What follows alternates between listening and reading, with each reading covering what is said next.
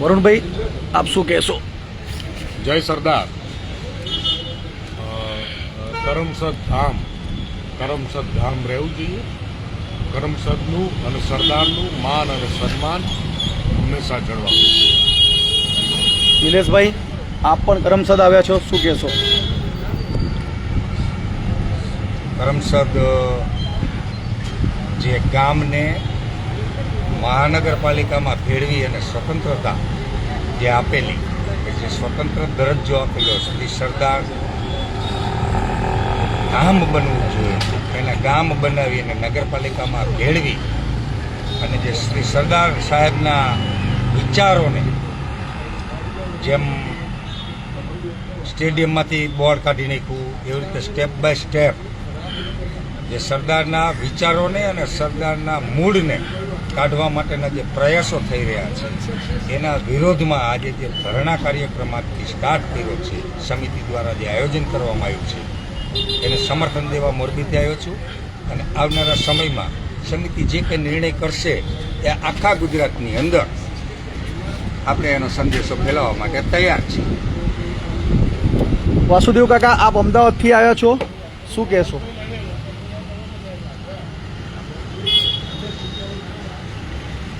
સરદાર સાહેબને જે રીતે મૂલવવા જોઈએ એ પ્રમાણે એમની મૂલવણી આ દેશમાં નથી થઈ, એટલે દેશ ખોટી દિશામાં ચાલ્યો છે.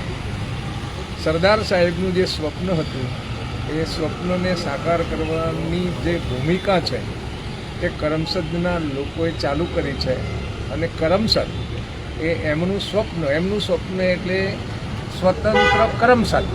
સ્વતંત્ર કરમસદ એટલે પ્રત્યક્ષ લોકશાહી.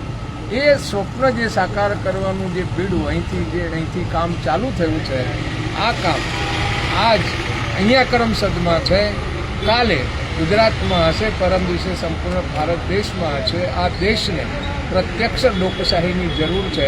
આ દેશના પ્રતિનિધિઓએ આ દેશના માલિક થઈ અને દેશને લૂંટવાનો જ જે પ્રયત્ન કર્યો છે અને જે ભ્રષ્ટાચાર વેધો છે એમાંથી બહાર નીકળવું હોય તો પ્રતિનિધિઓને માલિક બનાવવાને બદલે મતદાતાઓ જ માલિક રહે અને જે કર્મચારી છે એના નોકર તરીકે કામ કરે, તો એ જે સ્વતંત્રતાનું જે મિશન જે છે એ કરમસદમાંથી જે ચાલુ થયું છે એને બળ મળે, એની સાથે મારો સહકાર મળે, એની સાથે હું જોડાઉં, એટલા માટે હું અહીં આવ્યો છું.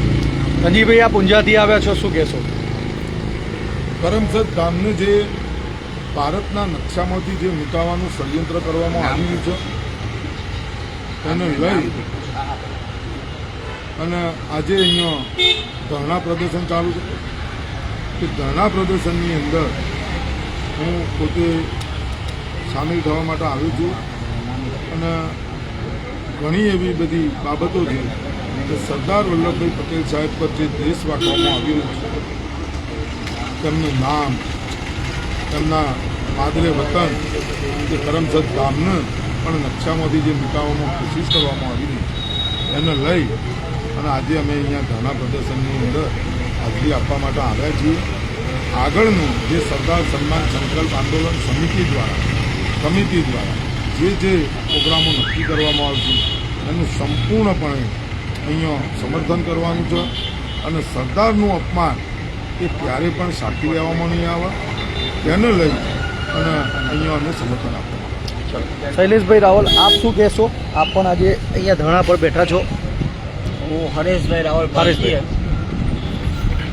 મારી અગાઉ ઘણા બધા જે હતા આગેવાન સરદાર પટેલ સન્માન સમિતિની જે વાત કરી એટલે હું તો એક જ વાત કહેવા માગું છું કે જે પણ નેતાઓ, જે પણ 543 સાંસદો, ગુજરાતના 182 ધારાસભ્યો, 26 લોકસભાના ગુજરાતના સાંસદો એ અહીંયાથી સરદાર સાહેબના નામે ચીઠીને ત્યાં બેઠેલા છે.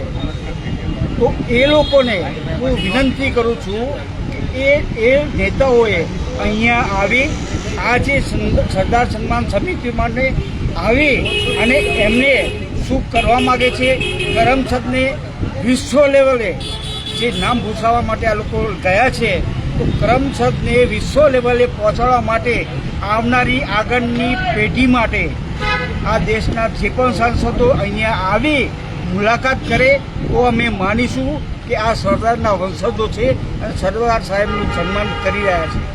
જય હિન્દ, જય ભારત, જય સરદાર. જય સરદાર. મારું નામ હર્ષિત કુમાર પટેલ, પૂર્વ પ્રદેશ પ્રમુખ અખિલ ભારત એકતા મિશન. હું આજરોજ સરદાર સાહેબ માટે શ્રદ્ધાસુમન સ્વરૂપે આ જ્યારે એમના હકની લડાઈ સરદાર ધામ, જે સરદાર પટેલની કર્મભૂમિ છે, એ એક મંદિર સમાન છે. પરંતુ મારે માનનીય વડાપ્રધાન નરેન્દ્રભાઈ મોદીશ્રીને પૂછવું છે કે શું તમારા મગજમાં એક જ વિચારધારા લાગે છે કે સરદાર સાહેબને વર્ષો પહેલાં પ્રધાનમંત્રી નહોતા બનાવ્યા અને તમને પ્રધાનમંત્રી બનાવ્યા એટલે તમે શું એવું સમજો છો કે સરદાર સાહેબ કરતાં તમે મોટા થઈ ગયા છો? સરદાર સાહેબ ધારત તો જે તે સમયે એ પોતે પ્રધાનમંત્રી બની ચૂક્યા હોત, પણ એક વડીલની માન્યતાના કારણે જેમને ગાંધીજી એમના માટે એક આદર્શ હતા, પિતા સમાન હતા, અને પિતાની માગણીને વાચા આપી અને પોતાના પ્રધાનમંત્રી પદનો ત્યાગ કરી અને આગેવાની જવાહરલાલ નહેરુને સોંપી હતી. તો તમે તો એવું કૃત્ય કોઈ કર્યું જ નથી.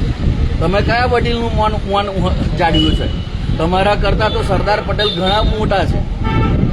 તમારામાં તાકાત હોય ને તો પાકિસ્તાનની અંદર જે વિસ્તાર ગયો છે ને, પાકિસ્તાન દેશ બનીને ભારતના વિભાજન પછી, તો એ વિભાજન થયેલો પ્રદેશ પાછો ભારતમાં સંમિલિત કરીને બતાવો તો તમારી 56 ઇંચની છાતી ગણાય.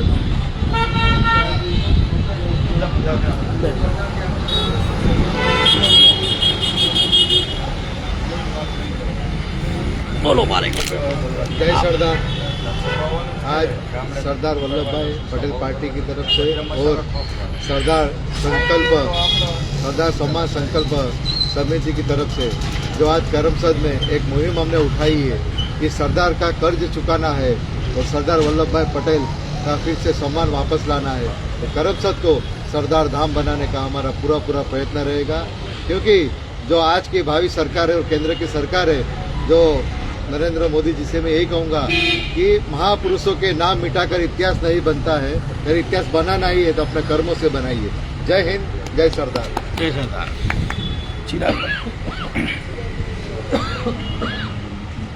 आज करमसद गांव के लोग और सरदार साहब को मानने वाले, उनकी विचारधारा को मानने वाले लोग यहाँ गुजरात सरकार के द्वारा करमसद गांव को आनंद महानगर पालिका में मर्ज कर दिया है, उसके खिलाफ अपनी आवाज बुलंद करने के लिए करमसद गांव के लोग, सरदार को मानने वाले लोग यहाँ धरने पर बैठे हैं. सब चाहते हैं कि जिस सरदार साहब ने इस खंड खंड में बटे हुए भारत को अखंड भारत बनाया, एक भारत बनाया, एक राष्ट्र बनाया, उस सरदार साहब के गांव के प्रति आप जो बुरी मानसिकता लेके उनके गांव को आनंद में मर्ज कर दिया है, उसको अपना जो निर्णय लिया है सरकार ने वो वापस ले और करमसद गांव को अपना खुद का अलग स्टेटस दे और स्वतंत्र बनाए. इसी मांग पे इस आज करमसद गांव के लोग धरने पर बैठे हैं. सभी साथी हमारे उनके समर्थन में पूरे गुजरात से अलग अलग डिस्ट्रिक्ट से लोग आए हैं और उनका समर्थन देते हैं. और अगर सरकार इस धरने से भी नहीं मानती है तो इस सरदार संकल्प आंदोलन समिति आने वाले समय में नए कार्यक्रम जो होंगे वो उसकी जाहिरात करेगी और सरदार साहब का सम्मान वापस दिला के रहेगी. जय सरदार, जय सरदार.